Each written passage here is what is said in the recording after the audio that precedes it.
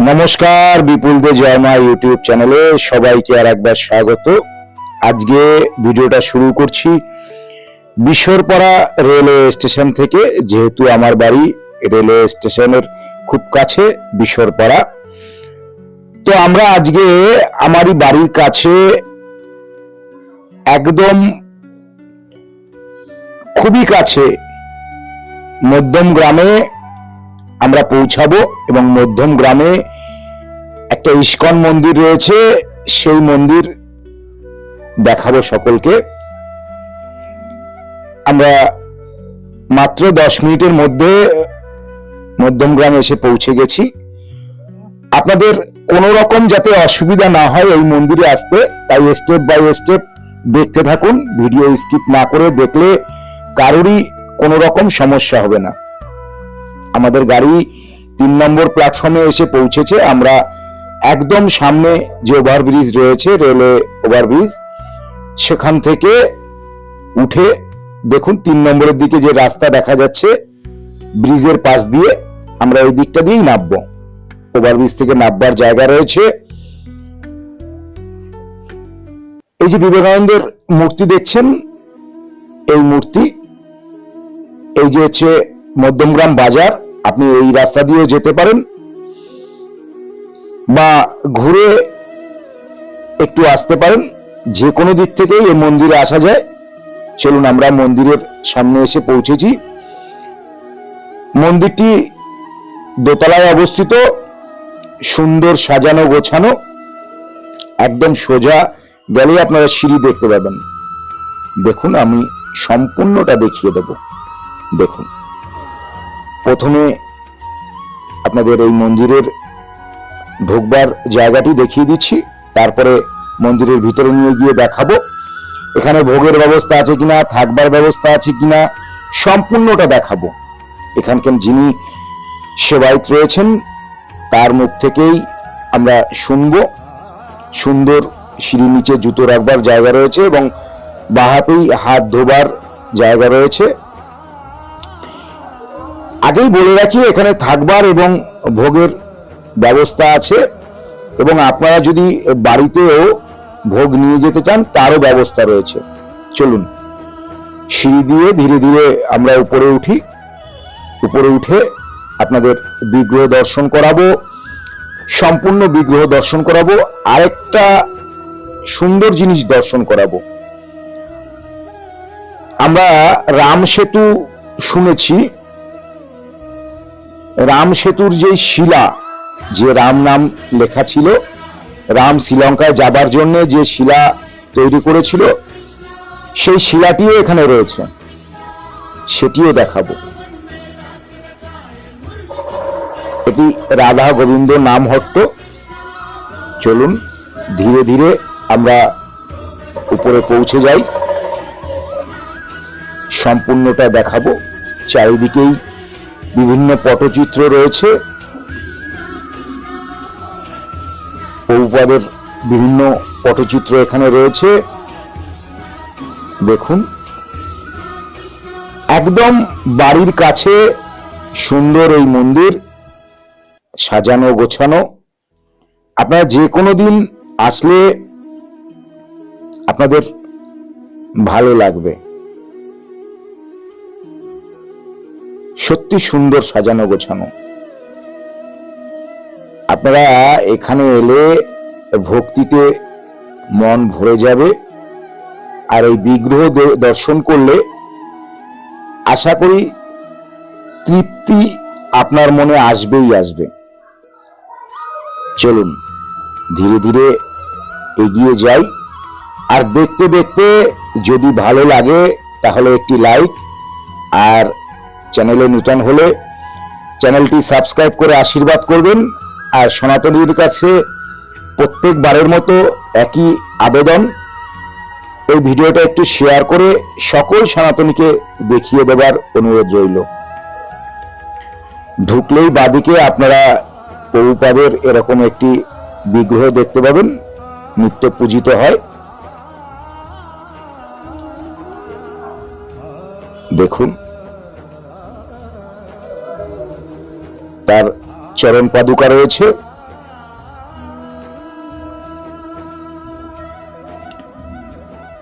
এই মহিলা এবং পুরুষ রয়েছে, এর দুটি কারণ রয়েছে এই লেখার। কারণ এই প্রভুপাদকে পরিক্রমার সুন্দর জায়গা রয়েছে, আর দেওয়ালে, সমস্ত দেওয়াল জুড়েই বিভিন্ন পটচিত্রের মাধ্যমে বিভিন্ন তথ্য তুলে ধরা হয়েছে। সমস্ত দেয়ালগুলোতেই আপনারা এরকম পটচিত্র দেখতে পাবেন। আশা করি ভালো লাগবে, দেখতে থাকুন। চলুন এবার যেটি আপনাদের দেখাবো সেটি সেই রামশিলা।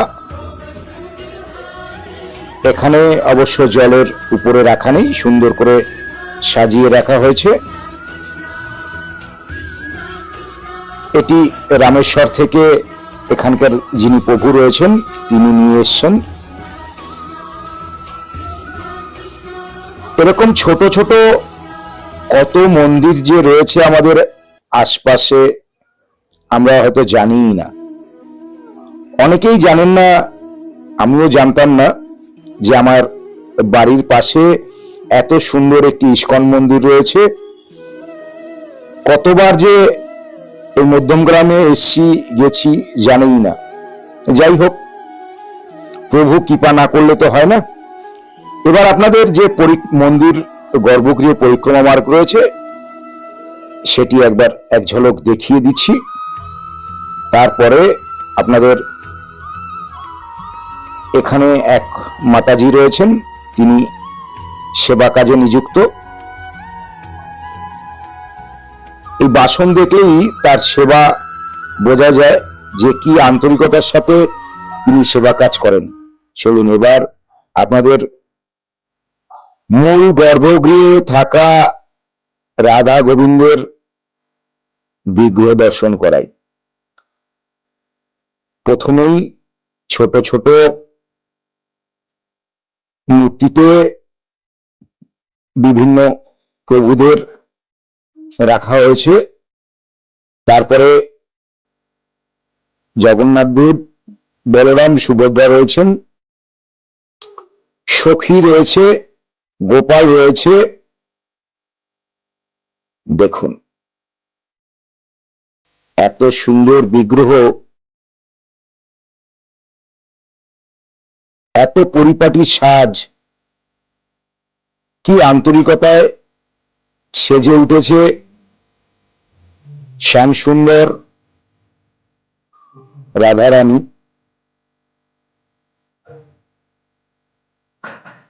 চোখ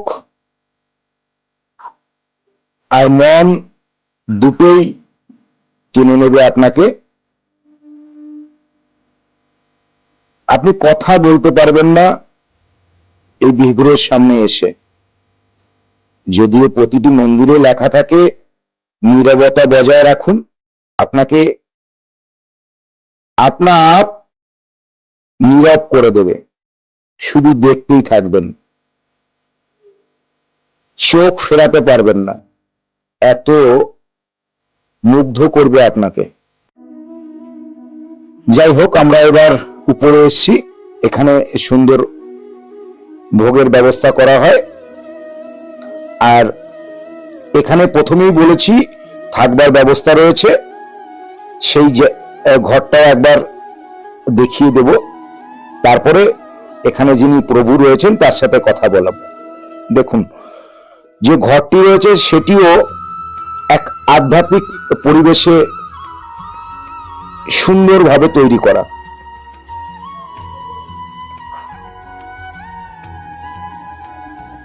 আর যেহেতু নিত্যদিন এখানে ভোগের ব্যবস্থা হয়, তাই কংক্রিটের টেবিল করা রয়েছে, চেয়ার রয়েছে। চলুন আমরা এবার যে ঘর রয়েছে, এখানে এলে যে ঘরে আপনারা থাকতে পারবেন সেই এসি ঘরটি আপনাদের দেখাচ্ছি। নিচে নন এসি ঘরও রয়েছে। এখানে এই ঘরটিতে অন্তত 5 থেকে 7 জন থাকতে পারবেন। সুন্দর ঘর, দেখুন আধ্যাত্মিক পরিবেশে ঘরটি সাজানো রয়েছে। সুন্দর সোফা রয়েছে, প্রভুপাদের একটি পটচিত্র রয়েছে, একটি আলমারি রয়েছে, দুটো পাখা, সুন্দর ঝাড়বাতি,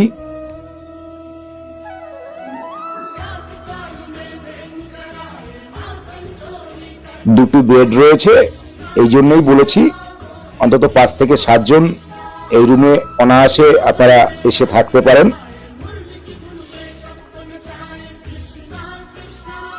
এই রুমে থাকবার জন্য যে মূল্য নির্ধারণ আছে, আমরা এই মুহূর্তে এসে পৌঁছেছি একদম মধ্যমগ্রাম স্টেশনের খুবই কাছে এক ইস্কন মন্দির।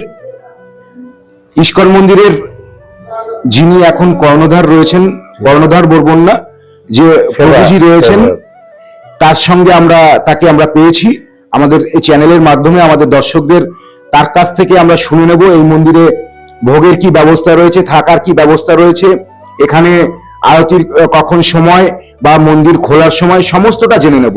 প্রভুজি যদি একটু বলুন আমাদের। হরে কৃষ্ণ, হরে কৃষ্ণ। শ্রী শ্রী রাধা গোবিন্দ মন্দির, মায়াপুর ইস্কন নামহট্ট শাখা পরিচালিত আমাদের এই নামহট্ট ইস্কন মন্দির আমাদের মধ্যমগ্রাম রেলওয়ে স্টেশনের ঠিক কাছেই, এবং সোদপুর থেকেও আমাদের এখানে আসলে আপনাদের মধ্যমগ্রাম ফ্লাইওভারের নিচে যে অটো স্ট্যান্ড আছে, ওখানে এসে জিজ্ঞাসা করলেও হবে যে রাধা গোবিন্দ মন্দির কোথায় এবং ইস্কনের মন্দির।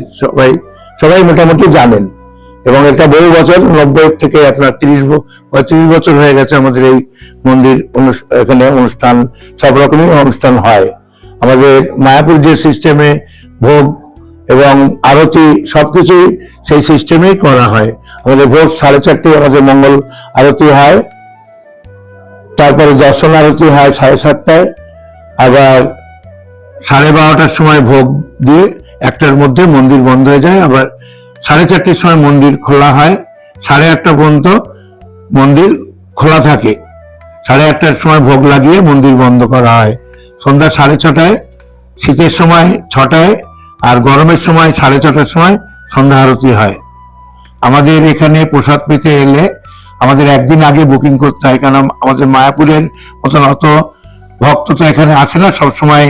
আমাদের একদিন আগে আমাদের বুক করতে হবে যে আমরা এই কয়জন প্রসাদ পাবো। আমাদের প্রসাদের ব্যবস্থা সবকিছু করা আছে, এবং আমরা হাউস প্রোগ্রামও করি, ভজন কীর্তন পাঠ, প্রসাদের ব্যবস্থা। এখান থেকে আমরা প্রসাদ তৈরি করেও নিয়ে যাই, আবার অনেক দূরে হলে আমরা ওখানে গিয়েও প্রসাদের রান্না করে ভোগ লাগিয়ে ভজন কীর্তন করে পাঠ করে আমরা প্রসাদ ডিস্ট্রিবিউশন করা হয়। হরে কৃষ্ণ। আর একটু জেনে নেব, এখানে আমরা তো দেখে এসেছি, আমরা চ্যানেলে দিয়েও দেব, সুন্দর থাকার ব্যবস্থা রয়েছে, নিচেও রয়েছে, উপরেও রয়েছে। তার যদি একটু মূল্য একটু আমাদের দর্শকদের জানাতেন। হরে কৃষ্ণ। তা আমাদের উপরে একটা ভিআইপি রুম আছে, ওখানে আপনাদের বড় রুম, ওখানে 7-8 জন থাকা যায়। ওখানে আমাদের এসি রুম নিলে 2000 টাকা, নন এসি নিলে 1200 টাকা। আর নিচে আমাদের 3টে রুম আছে গেস্ট হাউসে, ওখানে 800 টাকা করে রুম আছে, এসি নিলে 1200 টাকা। এইভাবে আপনাদের সবার সহযোগিতা নিয়ে আমাদের এই মন্দির চলে। হরে কৃষ্ণ। আর আমরা তো শুনলাম ভোগের ব্যবস্থা রয়েছে, ভোগের মূল্য কি রয়েছে সেটা? ভোগের মূল্য আমরা মিনিমাম 150 টাকা, বিভিন্ন রকম আইটেম হয়, 150 টাকা আপনারা পেট ভরে প্রসাদ পাবেন। আর যদি আপনারা বলেন যে না, এর থেকে একটু ভালো আইটেম কিছু চাই, অনেক সময় আসেন, তাদের বাড়িতে গেস্ট আসেন, তাহলে 200 টাকাও আছে, 250 টাকাও আছে। মিনিমাম মূল্য 150 টাকা। আমরা তো সমস্তটাই শুনলাম। আপনারা একদিন আসুন সময় করে, আশা করি ভালো লাগবে।